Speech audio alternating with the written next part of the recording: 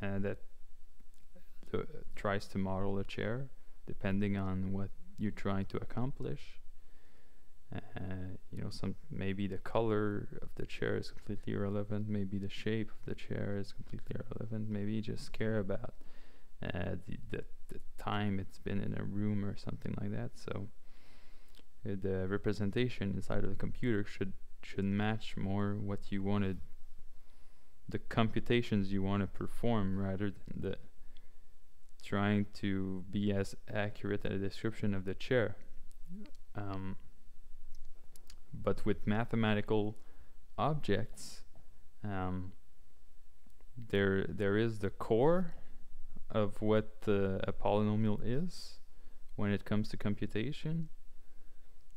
You could represent it several ways, but one way is to look at the array of coefficients, and then you have things you can do with polynomials, and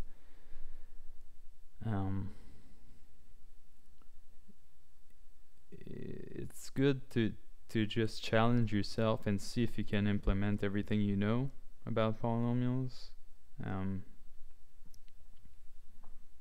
Maybe it's going to be useful, maybe it's not going to be useful. It's going to depend. Maybe you'll have to implement a new thing depending on how you use these polynomials.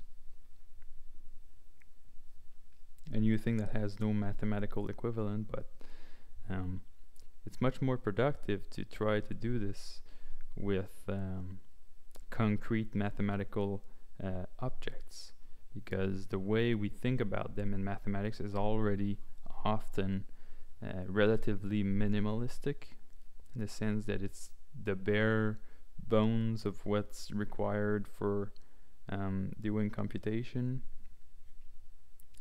Of course, that's not always true. Sometimes you just look at the mathematical thing and you see, okay, that's just for convenience when we write it on paper, but has no place in the representation, and you can feel free to remove those things if you want. But just because I have done this before, I know that having polynomials to discuss interpolation, and then to discuss a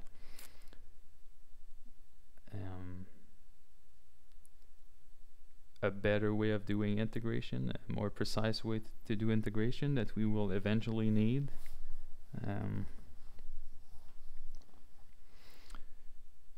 For some problems that we'll tackle soon. It can be done without introducing the concept, but it's much clearer, I think, once you have this concept. All right, that's it. If you have any questions, you can send me an email